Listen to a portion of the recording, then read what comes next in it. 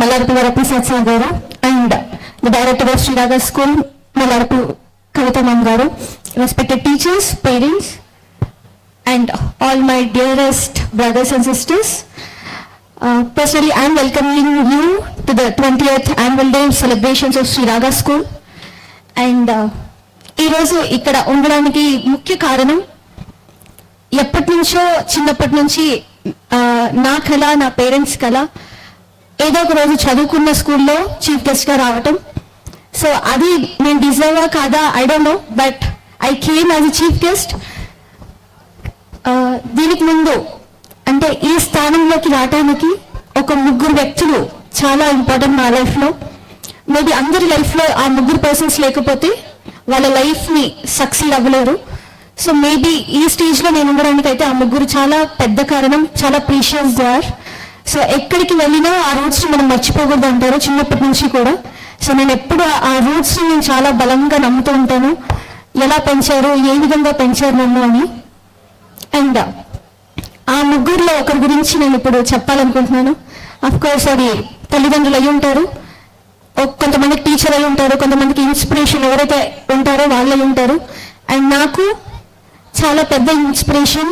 నేను ఏ టైంలో కాల్ చేసినా లేదా ఏది కావాలన్నా, ఈవెన్ నా ఫ్రెండ్స్ అంటుంటారు ఇలాంటి డాడీ నాకు ఉండాలి అనేసి.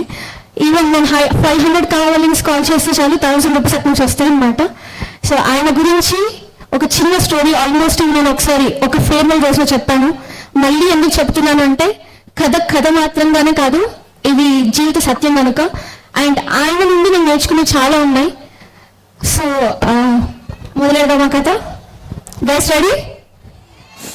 Yes yes yes okay. So అనగనగా ఓ బాటసారి, ఆల్రెడీ గుర్తొస్తుందా స్టోరీ? లేదు, ఓకే. సో అనగనగా ఒక బాటసారి, ఆ బాటసారికి ఒక విత్తనం దొరికింది. ఆ విత్తనాన్ని ఎలాగైనా మొలకెత్తించాలి అనే ప్రయత్నంలో ఆయన దాన్ని భూమిలో చాలా ప్రీషియస్గా, చాలా వాల్యూస్తో దాన్ని పెట్టారనమాట, మొలకెత్తించారు. ఆ విత్తనం మొక్కగా ఎదిగింది అండ్ మహావృక్షం అయింది. ఆ బాటసారి కూతురు, కొడుకు, భార్య, ఫ్యామిలీ అందరూ సంతోషంగా ఉన్నారు. కానీ లైఫ్ అంత సాఫీగా సాగితే ఎవరు గుర్తుంచుకుంటారు? సో లైఫ్లో కొన్ని హ్యాపీనెస్ అండ్ సాడ్నెస్ అన్నీ ఉండాలి కదా. అందుకు ఆయనకి ఒక్కసారిగా ఒక పెద్ద తుఫాను అల్లోకల్లోలం చేసింది ఆ వృక్షాన్ని. కానీ ఎప్పుడూ కూడా కాలానికి అతీతంగా కాకుండా ఆయన పెంచిన ఆ మొక్కని తలుచుకుంటూ చాలా ఎలా అంటే అందరు ప్రజలు, ఈవెన్ అందరూ తన పక్కనున్న ముందున అందరూ మోసం చేసి ఉండొచ్చు, ఆయన మాత్రం చాలా స్ట్రాంగ్గా ఆ వృక్షం మళ్ళీ ఎదుగుతుంది, అందరికీ నీడనిస్తుంది అని ఆయన నమ్మారు. కనుక ఈరోజు ఈ శ్రీ రాగా స్కూల్ 20వ దశాబ్దోత్సవాల్ని సెలబ్రేట్ చేసుకుంటుంది. ఆ వృక్షం ఏదో కాదు, మన శ్రీ రాగా స్కూల్ ఇంతమందికి నీడనిచ్చింది, ఎంతో మందిని ప్రయోజకుల్ని చేసింది. అండ్ నాలాంటి వాళ్ళు ఎంతో మంది స్టేజ్ మీదకి వచ్చారు. ఆల్సో ఎంతో మంది సొసైటీలో ఉన్నప్పటికీ, ఎంతో మంది మనం ఎదుగుతున్నప్పటికీ చాలా మంది జలస్తో ఇంకేదో వీళ్ళేంటో బాబు ఇంత బాగా ఎదుగుతున్నారనేసి కాళ్ళు లాగిన రోజులు కూడా ఉన్నాయి. సో ఆ తుఫానికి భయపడకుండా ఎప్పుడైతే ఎదురు తిరిగారో అప్పుడే మేము నిల్చోగలిగాము. సో అది నేను ఈరోజు చెప్పాలనుకుంటున్నాను. ఇంతకీ ఆ బాటసారి ఎవరు అర్థమైంది కదా? ఎవరిది? గట్టిగా ఎస్ ఎస్ యా. అండ్ ఆ బాటసారికి అప్పుడప్పుడు నాకు అనిపిస్తూ ఉంటుంది, ఏంటి మా బాబాయ్కి ఇన్ని ప్రాబ్లమ్స్ ఉన్నాయి. అంటే బయట కనిపించట్లేదు కానీ లోపల అంత ప్రాబ్లమ్సే, అంటే అన్ని డిసీజెస్తో ఉన్నాయి. ఎందుకు ఇలా అని అనుకుంటే ఈరోజు కానీ నాకు అర్థం కావలేదు. అది మనం ఒక జీవికి ప్రాణం ఇస్తున్నప్పుడు మనకున్న హెల్త్, అంటే నార్మల్గా మమ్మీ ఎప్పుడైతే బేబీకి బతిస్తుందో ఆ తర్వాత మదర్ యొక్క హెల్త్ కండిషన్ స్ట్రాంగ్గా ఉండదు. సేమ్ అలానే మా బాబాయ్ కూడా ఆ ప్రాణాన్ని స్కూల్కి అప్పచెప్పారు.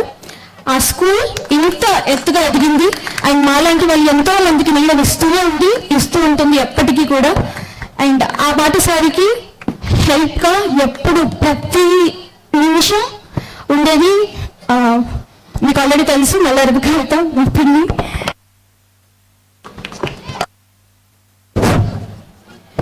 సో ఇది ఇంత విజయవంతంగా సాగుతుంది. 20 సంవత్సరాలు ఎలా గడిచాయి కూడా మాకు తెలియదు. 2001లో స్థాపించి ఇప్పటి వరకు ఎప్పుడు నేను వెనక్కి తిరగలేదు. ఎందుకంటే ఈవెన్ ఎంత పెద్ద తుఫాన్ వచ్చినా ఈ వృక్షం ఎప్పటికీ పడిపోదు, జస్ట్ గోడకి అలా వాలింది అంతే. ఆ తర్వాత మళ్ళీ లెగుస్తుంది, ఎందుకంటే ఆయన పెంచిన మొక్క అది. కాబట్టి ఎవరు దీన్ని తీసుకోలేరు. అండ్ ఇదే శ్రీరాగా స్కూల్ ఎంతో మందికి నీడని ఇచ్చింది, ఇస్తుంది కూడా. అండ్ సో ఇప్పటి వరకు నాకున్న ఇద్దరు గురించి చెప్పాను. అండ్ ఇప్పుడు ఇంకొకరి గురించి నేను చెప్పాలనుకుంటున్నాను. లైఫ్లో కొన్ని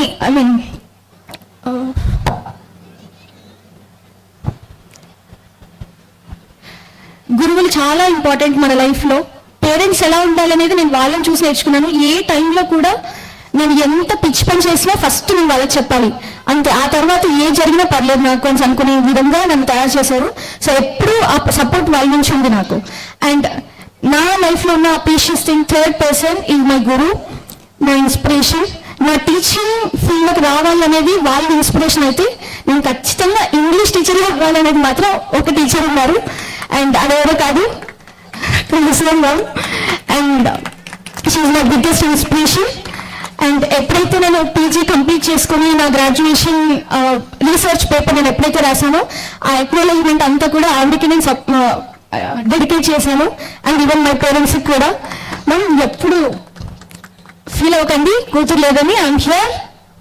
వాళ్ళకి ఎలా ఉన్నానో మీకు అంతే.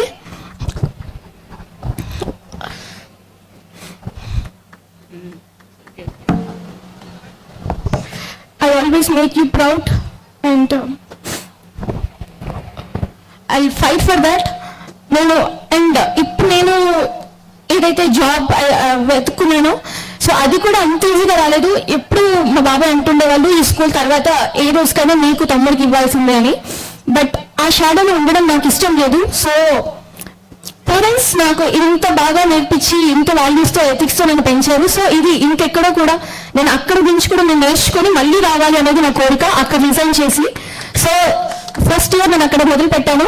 ఫస్ట్ 1 month మా ప్రిన్సిపల్ మేడం నాకు ఏది ఇవ్వలేదన్నమాట, అంటే దేనికి ఇన్ఛార్జ్ ఇవ్వలేదు. బట్ ఆఫ్టర్ 1 month ఆవిడ నా స్కిల్స్ చూసి ఒక 5 చాలా ఇంపార్టెంట్ వాటికి నాకు ఇన్ఛార్జ్గా కోఆర్డినేటర్గా అసైన్ చేశారు. అండ్ ఇప్పుడు ఆవిడే వచ్చి మరి లాస్ట్ మంత్ ఒక పేపర్ ఇచ్చేసి నెక్స్ట్ ఇయర్కి కంటిన్యూషన్ లెటర్ నువ్వు ఖచ్చితంగా ఇవ్వాల్సిందని 10 minutes టైం ఇచ్చారు అంతే. అందరికి 2 days 3 days ఇస్తే నాకు మాత్రం 10 minutes ఇచ్చి you talk to your parents అనగానే నేను ఫస్ట్ కాల్ చేసింది బాబాయ్కి, ఏమంటారు ఏం చెప్పాలి అనేసి. ఆయన చెప్పింది ఒకటే, శాలరీ గురించి అస్సలు ఆలోచించకు, నీకు ఏం చేయాలనిపిస్తే అది చేయి అంతే. నీకు ఉండాలనిపిస్తుందా, నీకు అక్కడ నేర్చుకోవాలి ఇంకా నేర్చుకున్నాక మళ్ళీ స్కూల్కి రావాలనిపిస్తుందా అలానే చేయన్నారు. అండ్ అదే పేపర్ పట్టుకుని ప్రిన్సిపల్ మ్యామ్ ముందు పెడితే ఆవిడ అన్ని రాసేసుకొని ఓన్లీ సైన్కి మాత్రం నాకు ఇచ్చారనమాట. సో అంతలా ఆవిడకి నేను నచ్చేసాను. సో నెక్స్ట్ ఇయర్ కూడా అక్కడే ఉండబోతున్నాను.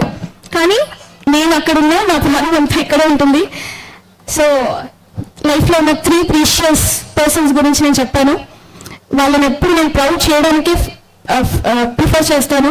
అండ్ నేను ఏ మంచి పని చేసినా, ఎంత ఎత్తుకి ఎదిగినా, మేబీ రోజు నేను మాట్లాడకపోయినా నా మనసులో ఎప్పటికీ వాళ్ళు ఉంటారు. అండ్ ఇక్కడ నార్మల్గా నేను నమ్మేది ఏంటంటే అప్ టు టిల్ 10th వరకు అరే మనం ఏంటి అమెరికాకి వెళ్ళడం ఏంటి, అక్కడ ఉండేసి మళ్ళీ మన పేరెంట్స్ బాగోకపోతే ఎవరికో చెప్పి టాబ్లెట్స్ ఇవ్వడం ఏంటి అనేసి అనుకునేదాన్ని. కానీ నేను ఇప్పుడు నా లైఫ్ కోసం అండ్ నేను బెంగళూరు వెళ్తానని చెప్పడం నాకు ఎవరు సపోర్ట్ చేయలేదు, మా బాబాయ్ తప్ప. ఆయన నా పక్క నుండి నేను పంపించారు. అండ్ ఎప్పుడు అరే నేను ఎందుకు వెళ్ళాను అనే స్టేజ్ని నాకు రానివ్వలేదు. ఆఫ్టర్ దాట్ అక్కడికి వెళ్ళాక ఇక్కడ ఉన్న కొంతమంది సీనియర్ ఫ్యాకల్టీకి నేను చాలా పెద్ద థ్యాంక్స్ చెప్పాలి. నేను రుణం తీర్చుకోలేనేమో, ఎందుకంటే బాబాయ్ హెల్త్ బాగినప్పుడు they took so much of care. Sandhya madam and Rambabu sir, Rama madam కానివ్వండి, అందరూ చాలా బాగా హెల్ప్ చేశారు.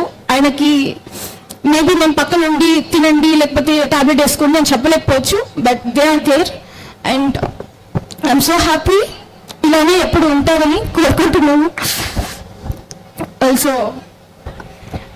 ప్రోగ్రామ్ ఇప్పటి వరకు చాలా బాగా జరిగింది. అండ్ ఈవినింగ్ కూడా మీరు అందరూ వచ్చి మా అందరినీ ఆశీర్వదిస్తారని కోరుకుంటున్నాము.